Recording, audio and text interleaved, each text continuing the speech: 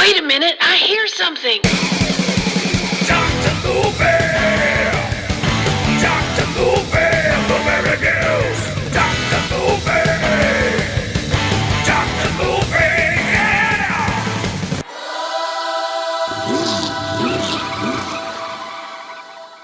What's going on, everybody? Welcome back to another episode of Dr. Movie. And boy, have we got a good one here.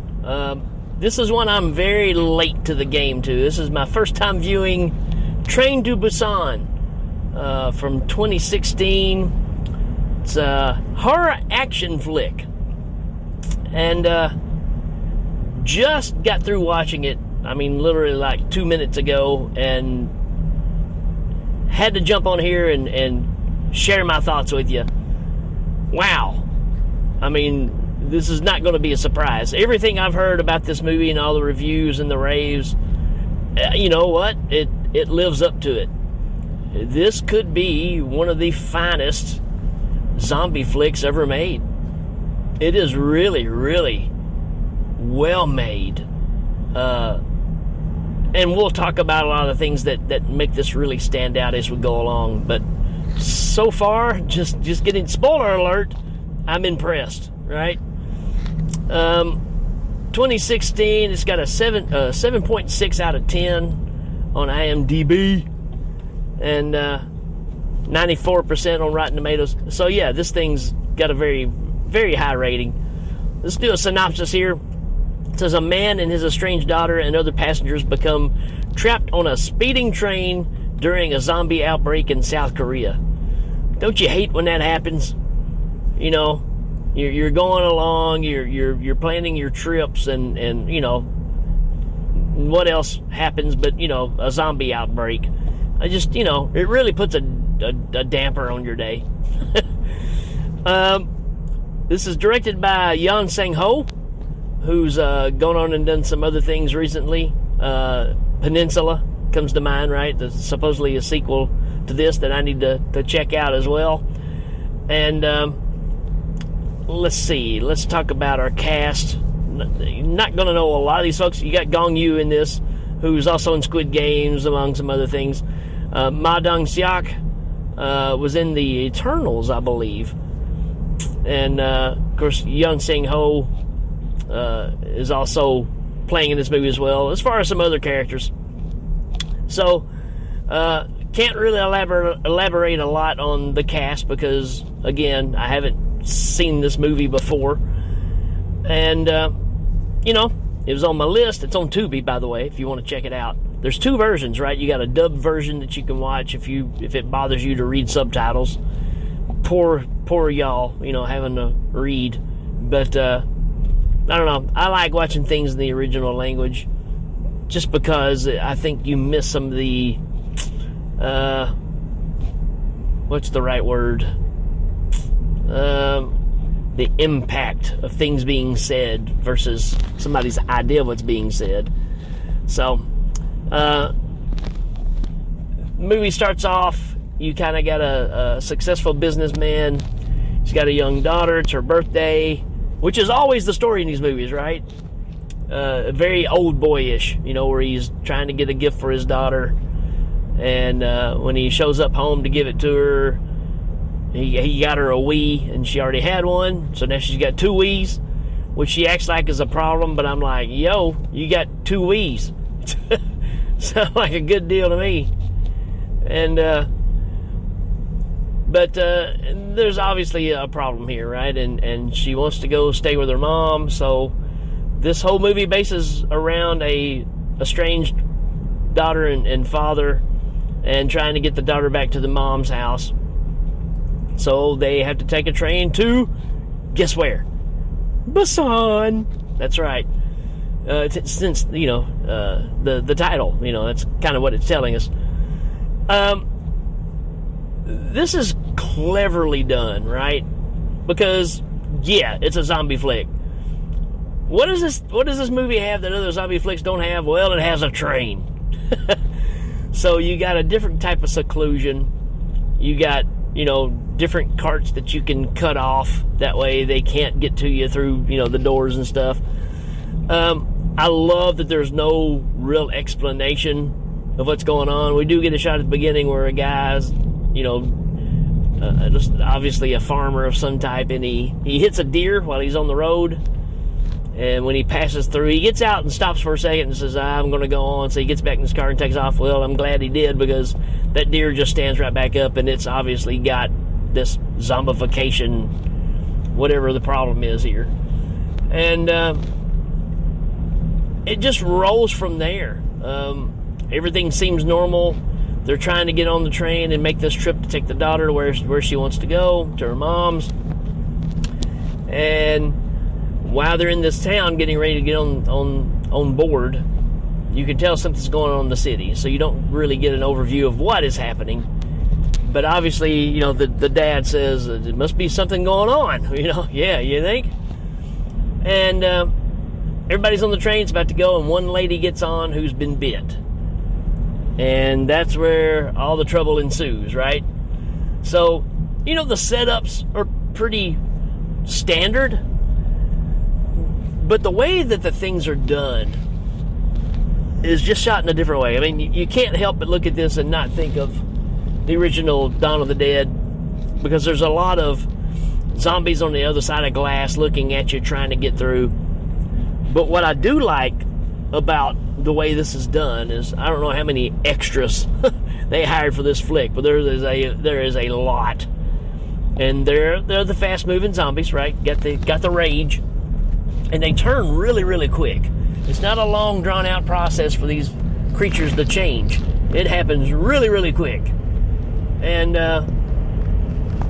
you get the introduction of some other characters that you kind of get fond of. There's this one kind of crazy-looking homeless guy who they find on the train, who's hiding in the bathroom, and he's saying that they're all dead, they're all dead. So he's, obviously he's already seen enough to scare the heebie-jeebies out of him.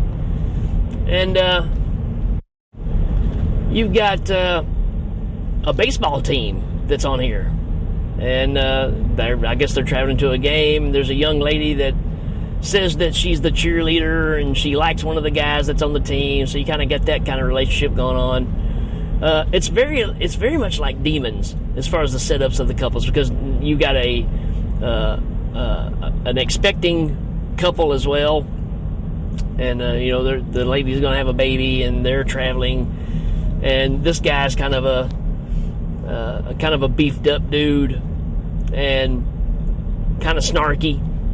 So you get some confrontation with these people. There's also your group of people. You've got to have that one guy, right, that you just hate. And all he's doing is he's looking out for himself, doesn't care about anybody else. And, the beauty of these films is it shows you how people react in crisis, right? For the most part, you think people will react to helping one another, fighting this thing off.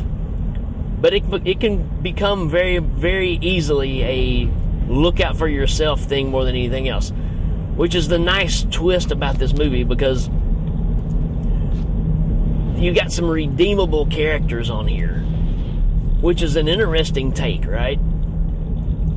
Because, like I said, you've got the one guy that you hate, right? Who we'll talk about his situation a little bit later on, but obviously he's somebody who's well off, has money or whatever, riding first class. And but the whole relationship with the daughter while they're on the train, you get the whole sense of, the daughter knows that the dad, all he does is think about himself. He doesn't do the things that are important to her. So she has a recital where she's supposed to sing a song, and he doesn't show up. And, she tells him the story, and he sees it on videotape. The grandmother videotaped it, and the daughter couldn't finish the song in front of everybody and got embarrassed. And she tells the dad that she learned that song only for him, and that's the only person she could sing it for, and he wasn't there. So you get this breakdown of the family here, and that quickly turns around, right, where he realizes the most important thing is taking care of his daughter through this whole situation.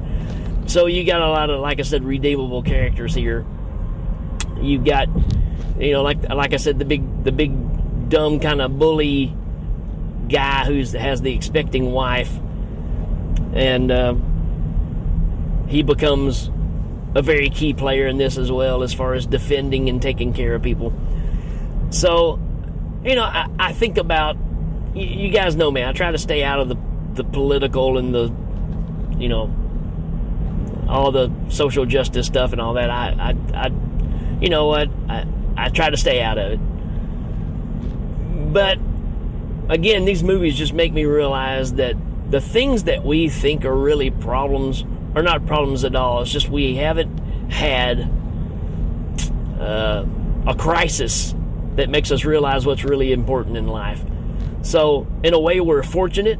We've been extremely blessed to not have fallouts, wars. I mean, I'm speaking from America. We haven't had a real threat to the U.S. since probably World War II. So we're spoiled, right? I'll just go ahead and say it. And these things that we think that are injustices, are they injustices? Maybe, to a certain degree, sure. But we forget what's really important in life. And that's, it's a shame that it takes crisis for us to realize that. So, I'm not trying to downplay anything. I'm just saying that we lose sight of what is really important in life instead of trying to identify who we are and all that mess, right? That stuff doesn't matter. What matters is when it comes down to it, when the rubber meets the road, hopefully you look past all that stuff and your concern is to save each other, right? Regardless of what color you are or what side of the fence you're on or what political party you belong to, that stuff doesn't matter, So, anyways, that's the political statement of the day, right? And I don't like dabbling into that stuff because, you know what? Everybody's got a right to be happy. And that's just kind of where I like to leave it. But yeah, these kind of movies make me think about that stuff, about all these petty things that we think are such a big deal really are nothing when it comes to the grand scheme of survival. So, I don't know. Stick that in your hat.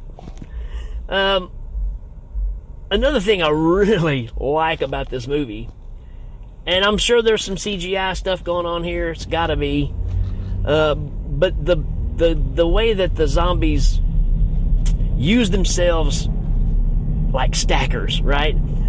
And I like it because it's this side of other movies that we've seen the CGI where the zombies climb all over each other and make this tower or whatever. Not pointing out any movies directly, but I think you can name a few yourselves. I like this one because it's a smaller scale and it's a bit more believable. Are they smart enough to use each other in this way? Don't think so. But what I do like about these zombies, I had a buddy that would always talk about his claim in life. If you remember from Step Brothers, the dad saying, never lose your dinosaur, right? Well, I had a buddy that always talked about be a caribou. Just be a caribou. And what he meant by that was a caribou will stand on one mountain and just look at the other mountain and go, hey, I think I want to be over there. And they'll just jump. They don't give a crap. They just jump.